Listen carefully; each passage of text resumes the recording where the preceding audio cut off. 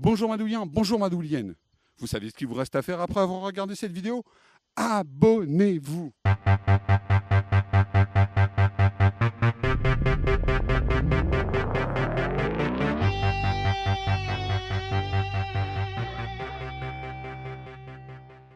En 1982, alors que les deux premiers Star Wars avaient déjà affolé les box-office mondiaux, la Columbia se lance à son tour dans le space opéra avec Krull. La firme espérait ainsi profiter du regain de popularité de la science-fiction et recrute pour mener à bien le projet le réalisateur chevronné Peter Yates. Plutôt spécialisé dans le polar, ce cinéaste avait signé le mémorable Bullitt avec Steve McQueen à l'aube des années 70. Pour l'épauler, le studio l'entoure d'une équipe technique solide. On retrouve ainsi le chef opérateur Peter Suchitsky, qui a collaboré avec Ken Russell, Peter Watkins et surtout David Cronenberg. Un choix logique de la part d'un studio qui voulait concurrencer la Fox qui distribuait la saga de Lucas. En effet, Peter Suchitsky avait signé la photographie de l'Empire contre-attaque d'Irving Kershner. Quant à la direction artistique de Krull, elle est l'œuvre de Stephen B. Grimes, un grand monsieur d'Hollywood qui a travaillé sur les films de Huston, David Lean et Sidney Pollack. Une grande équipe technique, un réalisateur prestigieux et un budget plus confortable que les trois premiers Star Wars, tous les ingrédients étaient là pour nous offrir un monument du genre. Cependant, le film sera un échec au box-office et sera oublié pendant des années. Mais grâce à ses fans qui l'ont découvert dans leur enfance, le film va gagner en réputation et obtiendra une reconnaissance tardive avec de nombreux hommages dans des œuvres comme South Park ou Ready Player One. Je vais être franc avec vous. Le scénario de Krull est assez simpliste et reprend de façon assez basique les principes du livre Le voyage du héros de Joseph Campbell. Connu pour des séries telles qu'Agents très spéciaux ou le Batman des années 60, le scénariste Stanford Sherman a élaboré un récit où le héros est amené à faire face à différentes épreuves pour arriver au château, où il affrontera la bête et délivrera sa belle.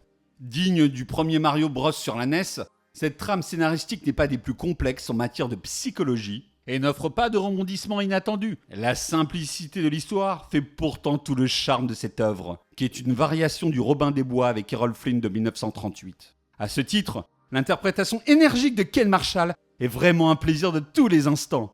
L'acteur joue à merveille un prince vaillant, venu sauver sa princesse à la manière d'un Douglas Fairbanks. Krull fourmille de bonnes idées. Que ce soit cette voyante enfermée dans une toile d'araignée, ou cette forteresse qui se matérialise à chaque nouvelle aurore, dans un endroit différent de la planète.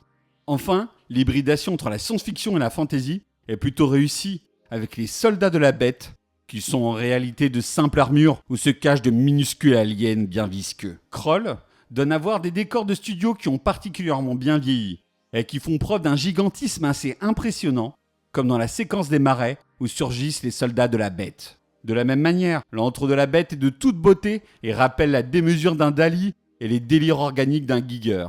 Néanmoins, l'immensité des décors a une conséquence fâcheuse. Le film manque cruellement de figuration. Nos héros semblent ainsi vivre dans un monde où toute trace de vie semble avoir disparu. Cette absence notable d'êtres vivants est sans doute due au fait que l'énorme budget du film a été dépensé sur les nombreuses réécritures du script. En effet, le studio faisait régulièrement changer l'histoire pour la faire ressembler de plus en plus à Star Wars, alors que le film avait été d'abord envisagé comme un simple récit de fantasy. Ce long métrage est une œuvre atypique qui a été pensée et écrite pour plaire aux enfants, mais qui dans le même temps développe des thématiques adultes. On pense en particulier à la relation trouble entre le vieil ermite Inir et son ancienne amoureuse qui lui révèle qu'elle a tué l'enfant qu'ils ont eu ensemble. De la même manière, le personnage du Cyclope possède un background plutôt sombre pour un film familial. Sa race a signé un pacte avec la bête pour connaître l'avenir. Malheureusement pour les Cyclopes, ils seront damnés et ne connaîtront du futur que le jour de leur mort. Le film est porté par un casting essentiellement anglais, où apparaît le tout jeune Liam Neeson ainsi que Robbie Coltrane, qui sera Hagrid dans la saga Harry Potter.